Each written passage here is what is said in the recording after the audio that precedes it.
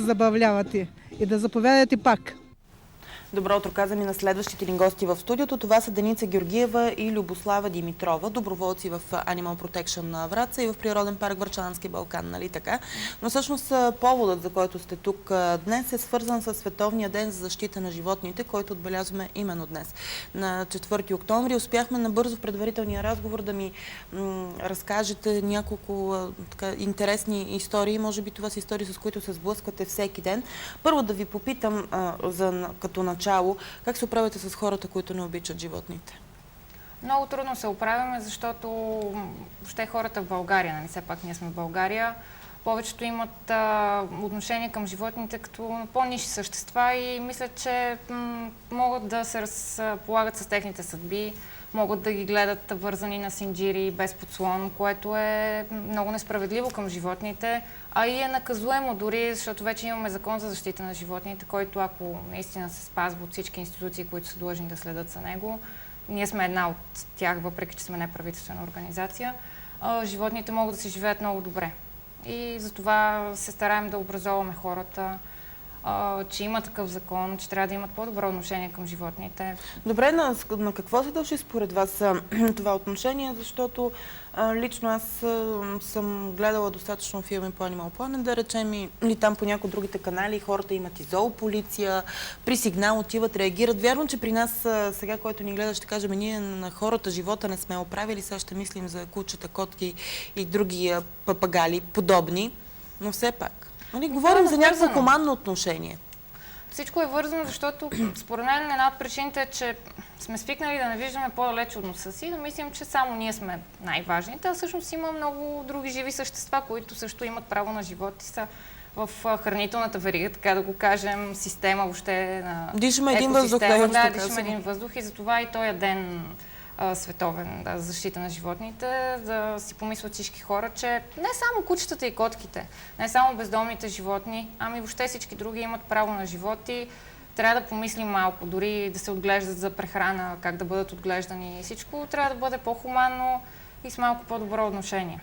Добре, сега във Враца специално, знаете, доста е сериозен проблема с бездомните кучета и то доста сериозно гледна точка на това, че много хора не виждат неговото решение от години наред. Даже напоследък това като че ли се и поувеличиха поради една или поради друга причина. Вие на местно ниво какво можете да направите в това отношение? Какво правите? Проведохме няколко срещи с общината, в които да изготвим стратегия за решаването на проблема. И се оказа, че и те са на нашето мнение, че хората масово не знаят какво се случва с бездомните кучета, не знаят какво е ефективното решение на този проблем. Затова изготвяме образователна кампания на първо място в училищата и не само, за това да информираме хората, че решението на проблема всъщност не е в избиването на животните, защото дори да ги избием, като се изхвърлят нови животни, ще дадат следващи.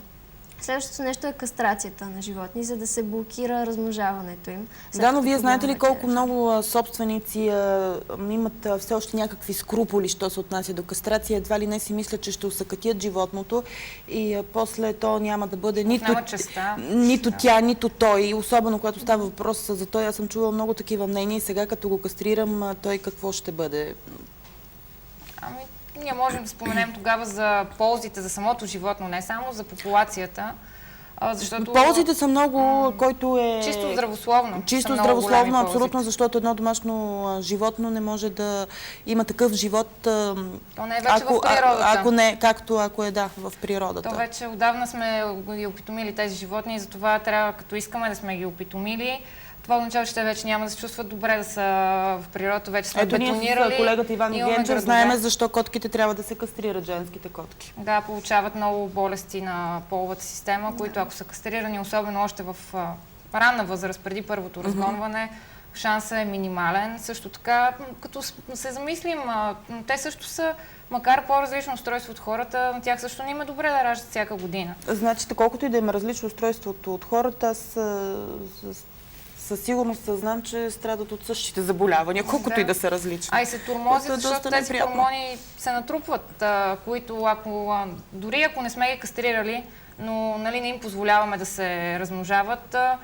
Те се дразнят, това става въпрос и за мъжките, и за женските кучета и котки, и въобще животни. Те се дразнят от това нещо, като се разгонват и не се чувстват комфортно, а иначе няма да има това дразнене. За нас в дома ни ще ни е много по-приятно и няма да се притесняваме, че трябва да търсим дом на кученца, котенца, които дори да те намерим хората добър, не търсят знаят дом, те какво хората ще ги стане изхвърлят. после. Да, то оттам идва и целият проблем с бездомните. Изхвърлянето. За сега ние от тема на тема, но пак ще се върнем към бездомните кучета, но първо за тази красавица, която виждаме на тениската ти, ще ни разкажеш ли за нея? Ами тя е също така едно бездомно кученце, което беше родено на улицата. Мърси се казва. Съвсем случайно я забелязах до работата ми един ден и на следващия ден чух лай. Те беха 4 кученца с майката. Живееха наблизо, чух лай. Като наближих мястото на лаенето, се оказа, че Мърси е паднала в една шахта, дълбока, която такава за отходни води, която в кученцето влизаше по един канал отстрани, където отиват водите и не можехме да я извадим по никакъв начин. Влизахме в шахтата, тя се страхуваше, влизаше в канала. Това беше зимата в най-големите студове януари месец. Организирахме се тогава аз и други доброволци да стоим на дупката, да я храним, всякакви методи, мрежи, капани, какво ли ни правихме. За да я не ставаше. Да, с най-различни примамки и накрая вече след 3-дневни усилия вече ни съдействаха хората, които всъщност бяха и отговорни за това тази шахта да бъде отворена, защото тя беше опасна не само за животни, ами и за хора, защото е в района на болницата и минават много хора оттам до бариерата на спешен център, ако се сещате. Да. И там преди една година също беше паднало едно куче, пак го спасих, само че тогава ни съдействаха друго звено от общината, му направи капан, за да се хване и да го извадим. Но сега не можехме да потърсим тяхното съдействие. Шахтата стоя отворена една година и затова пак стана това нещо. Вече на третия ден ни оказаха съдействие от ВиК, дойдоха с една цистерна с вода, напълниха шахтата от друг отвор. Пуснаха вода, кучето се оплаши вече от водата, нали, това беше начина. Техен служител го извади, само че съжалявам, че му забравих името, но ако ни гледа, много му благодарим. Пак извади кученцето, аз го взех вкъщи, живя един месец малко така и под терор на котките ми, защото те го тормозиха, но все пак много го обичат. Но пък на топло и нахранено. Да, нахранено. И Мърси след това я осиновиха в Холандия, където е много щастлива. Диана се казва нейната вече истинска майка. Завинаги гледана е много хубаво в една къщичка в горски район, разхождате на едно езеро, има си нейно легло. И изобщо е много щастливо куче. А с другите какво стана? Ами с другите две, докато проблема ни е, че много трудно намираме хора за приемен дом. Тоест някой да ги гледа временно, докато дойде време за осиновяване. Нека кажем всъщност, че кучета се осиновяват и от Враца, не само от столицата. Да, осиновяват. Имаме над 200 животни до сега в чужбина осиновени, но главното е това, че трябва да има приемни домове, които хората да ги социализират, защото е много трудно куче от улицата директно да бъде осиновено от човек. То трябва да постои на домашна обстановка, да свикне с други животни, с други хора. И затова Мърси беше толкова лесно осиновена. Две от братчетата изчезнаха, докато намерихме приемни домове. Може би са убити дори на улицата, не знаем. Другото, което престоя повече време и след това вече го хванахме, за съжаление, то също замина за Холандия, но още е по приемни домове. И точно това, нали, показва то много по-страхливо от Мърси. На него не му беше обръщано такова внимание. И хората там по-трудно искат да го вземат за постоянно, защото всеки иска весело куче, любвеобилно, а не наплашено и стресирано. Това е резултат от българските улици. Майката? Майката вече е кастрирана и продължава да си е на улицата. Ние не можахме да я кастрираме, но тук от кастрационната програма, след 3 раждания, на които сме свидетели вече, второто е това на Мърси Котилото, след това пак беше родила и вече след тия раждания най-после е кастрирана. И си е там? Да, дала е своя дан. След миналото раждане не сме свидетели какво е станало. Добре, аз като го гледам това куче, то има някаква порода в него, което отново стигаме до там, че... Има териерско. Да, че или някой просто си е пуснал мъжкото куче да освободи нагона си, или майката е била домашна, или някъде нещо се е случило там. Майката най-вероятно, да, тя е смесица от териери и от друго обикновено куче, най-вероятно така е станало. При нея това се е случило. И нали, това е Добре, една аз хубава знам, че история. като ходите по училищата, всъщност, освен всичко останало, което ще представите пред учениците и това, че когато искат да си вземат животно вкъщи, трябва хубаво да помислят, ще имат ли възможност да го гледат. Защото в конкретния случай не говорим само да го вземеш и да му се порадваш. Говорим и за имунизации, говорим и за хранене, говорим и за извеждане при кучетата специално. Говорим за грижа. Ами да, защото точно това не е целта. Въпреки, че ако някой даде 1000 лева за куче, надали ще го изхвърли. Изхвъргат и такива. С- Особено ако стареят. Тук в нашия регион малко финансово не сме толкова добре. Пак хората не искат да се грижат за животните си, като са стари или болни. Искате Много да ги кажете, че свъргат можеш на... 10 години да гледаш едно има животно, такива с което случаи. да делиш всичко и да го изриташ. Да. Точно. Случва се. Намирали точно ли за сте това тук не е. такива животни? Тук при нас. Да, има във Враца, има изхвърлени породисти животни. Виждали сме ротвайлери, немски овчарки и то много красиви животни, но това, че ние не ги делим на породи, нали го казвам от гледна точка, че това може да спре човека, уж че е дал пари. Да, това ми беше мисълта.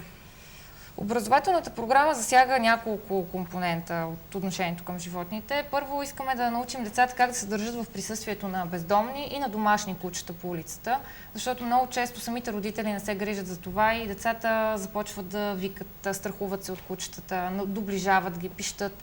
Ако Да, случайно... това стресира и може да нападне живота. Да, ако случайно кучето, независимо домашно или бездомно, е по-агресивно или е стресирано по някакъв начин, то може да реагира така, че да ухапе детето. Аз винаги съм казвала, не знам, сигурно повечето наши зрители няма да бъдат съгласни, че за да едно куче да те нападне, то при всички положения не е без причина и за да стигне до агресия, всъщност е било самото то подложено на такава. Защото животните са първосигнални. И мисля, че, Това не го прави умишлено. Да. че повечето хора, преди да обвиняват, да ритат, да бият и така нататък, трябва малко да се запознаят, както казахте, и вие всички обитаваме планетата Земя и трябва да се образяваме с това.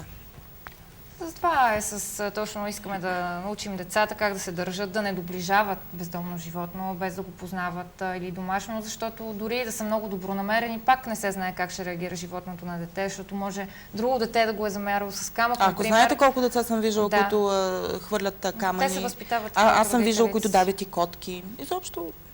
Да, лошото е, че те просто така са научени. Аз съм виждала пред блока ми и дете, което не може да каже още Р, казва маш, обаче и майка му го насърчава. Нали? Това пак е много лошо. Обаче Марш, ако се обърне и захапе, тогава вече ще стане Марш страшно. после ще бъде хванат и ще бъде ефтаназиран така, защото в повечето случаи преди ефтаназия се водеше, но всъщност ги убиваха по брутален начин животните и затова, нали, че е попаднал на улицата, той не е виновен. Добре, дайте да измислим някаква рецепта, докато намалее тази популация тук в Враца на тези бездомни кучета, защото всъщност говорим, колкото и да говорим, котката си е вкъщи. Вярно, котките намаляха в последните години, това защото се увеличиха кучетата, за котките по улиците. Да. Говорим, но като цяло котката си е домашно животно, тя си стои вкъщи, не притеснява никой. Но с кучетата не притеснява, защото не напада, иначе всъщност има много котки, които загиват по улиците. Нали? Това също ни интересува нас. Да, но говорим, че в конкретния случай кучетата са проблем, защото колкото и да ги обичаме и вие, и аз, в крайна сметка, знаете колко неприятни инцидента имаше свързани с кучета. Как можем да съжителстваме с тези животни по такъв начин, че докато намалеят всъщност? И намалеят в най-добрия смисъл на тази дума, не говорим да... На нас целта ни е да направим, имаме амбицията да си направим кастрационен център тук във Враца със съдействието на общината, разбира се, и да имаме кастрационна програма. Постепенно след това може да се изгради приют към кастрационния център и постепенно да прибираме животинки, да им намираме домове. Ние скоро приют няма да имаме, който е към общината, имам предвид, но докато четох, не знам кога беше, всъщност тази година е било Закона за защита на животните, там пише, че неправителствените организации всъщност имат отношение и можете да направите такъв Да, период. ние за това искаме да работиме ние със съдействието на властите, вече да работим ние за този проблем, като не финансово заинтересована страна, така да го кажем. Но говорим за приют наистина в истинския смисъл на тази дума, не приют, в който кучетата се ядат едно от друго. Да, но това е перспектива за приюта. Първо е кастрационният център и наистина масова кастрация, шокова, така да го кажем, защото сега има случаи просто оставани по квартали животинки, женски кучета, които достатъчно една година да го остават некастрирано, но то прави голямо поколение и стават вече много от самото му поколение други, които оцелеят, нали, естествено. И затова трябва наистина да се обхожда целия град и да се кастрират всички животни, които са на улицата, не да се остават отделни. Ние преди време снимахме всъщност какъв е процеса при улавянето и кастрацията на едно куче. Те много дълго време го бяха гонили, защото той много беше бягал. Явно беше младо животно, което беше по-силно и не успя да го хване опойката. Доста сериозен процес и всъщност това е редно и да го уточняваме, за да не си мислят хората, че отивам, хващам го, кастрирам го и се приключва с проблема. Знаят как да работят с животни, за да работят това нещо. Той беше стресиран и бягаше всъщност доста. Беше така, пак трябва казвам, организация младеж. За цялата работа, а не да отидеш така и да. Но вие, предполагам, знаете, че ще ви трябват и доста хора за един такъв кастрационен център в бъдеще, защото... 5 човека ли трябваше да работят? Да. 5 човека трябва да работят. Ние имаме бизнес план, който вече сме го представили на общината и те го харесаха. Мислим, че може би в бъдеще ще работим с тях, ще се сработим. За какъв период от време говорим? Защото онзи ден с колегите станахме свидетел тук на център пред едно заведение. От някъде се изсипаха 10-15 кучета, които, така, понеже всеки ден сме по центъра, не бяха наши, не ги познаваме, не бяха традиционните, ние си познаваме Ванчо. Милички, колко пъти го споменаваме, но един много, много приятно куче. Какво ще се случва? Кога ще се случва в крайна сметка? Защото тези не знам къде се изсипаха. Сега има някаква версия, че други общини си изсипвали тук кучетата. Ние също виждахме куче с марка, която не се слага във Враца по кастрационната програма, която работи. При нас е на ушичките отвътре печати и рязане. Отрязване на ушенство и слагане на къишка е за която сега. Може да падне. Нашето мислиме да има друго, да бъде с марка на ушите. Но сте видяли куче с марка? Да, видяла съм куче с марка. Видях на Суми беше. Женско куче от друг град, кастрирано но просто от друг град. Изсипано тук явно. Може, виж сега, то не е казано, че е изсипано, но може, като е едно куче само, може да бъде осиновено уж от някой и след това е решил да го изгони. Добре, обаче осиновяването не е толкова лесен процес. Значи ще минеш защото кучетата не се дават просто аз искам куче и отивам и си го взимам. Знам, че има и там различни проучвания. Ние имаме изисквания, има изисквания. Ще минеш през цялата тази процедура, за да го изхвърлиш пак няма гаранция. На центъра на Враца. Ние не можем да сложим GPS на самия човек, който го взимаме. На който взима кучето, а и аз го употребявам осиновяване, смисъл такъв, че дори да го вземеш сега от улицата без никакъв посредник, ти пак го осиновяваш. Откъде е било това куче? Смисъл, може ли да се Не знам, не мога да ви кажа. Трябва да се трябва да се улови, за да се чип, да се провери. И с четец. Дали е чипирано. Но целта ни е до 5 години ли беше в бизнес плана? Да расти, нали, то не може да стане от един ден, но тогава вече наистина ще се види същинския резултат. Кучетата след самото кастриране, те вече започват да си умират от старост, след като не се размножават. Да, то е логично. Или се разболяват, или няма значение, но популацията намалява по естествен начин. Не живеят по много години, за съжаление, на улицата и ние вече постепенно по-лесно ще намираме домове, като вече имаме и място временно, където можем да ги държим. И така, искаме да допринесем по този начин за красотата. Знаете ли, че аз сега се замислих, че отдавна не съм виждала бездомни бебета кучета? Което е добре. Аз този ден намерих. Просто вие не сте виждали. В момента вкъщи имаме едно кученце чаудър, което беше изхвърлено до хотел Чайка, докато се разхожда, посрещнах. Само, без братчета и сестричета. Най-вероятно, нали, не мога да кажа всъщност, сега защо да не съм виждала точно пред болницата на входа, всъщност на ДКЦ-1, имаше едно, не знам дали сте ги забелязали. Това може да са поколението на същото кученце на Мърси на майка. Преди няколко месеца беше. Да, те са били те, защото тя там беше родила, имаха информация. Това са братчета на Мърси, но ще бъдат вече последните братчета. Да знаете, че бяха същите. С тях. Да. Те много спокойно се разхождаха пред болничното заведение. Да, защото тя просто живее кучката там. Да, и се чуди, ако някой беше нападнал бебетата, тя как ли щеше да реагира? Вероятно е реагирала. Вижте, лошото е, че имаше убити кученца, само че пак не сме сигурни дали са на същата кучка. Имаше случаи убити кученца точно от деца, на куче, което живее покрай болницата, може дори да са те. Просто не можахме да ги видим тия кучета и не знаем нищо за тях. Но тя вече, поне това сме спокойни, че няма да ражда вече. Какво ще кажете на всички, които в момента така, не знам каква по-мека дума да използвам, са против всичко това, което си говорихме до този момент, защото, разбира се, хората са най-важни, това е логично, децата са най-важни. Никой не му е приятно детето му да се страхува от кучета или да бъде нападнато, не дай си Боже. Знаем колко тежки и сериозни инцидента имаше. И все пак, въпреки че в тези инциденти ключова роля са играли и домашни животни, но експлоатира се много от медиите. Добре, да говорим за бездомните конкретно и конкретно тук в нашия регион в Враца.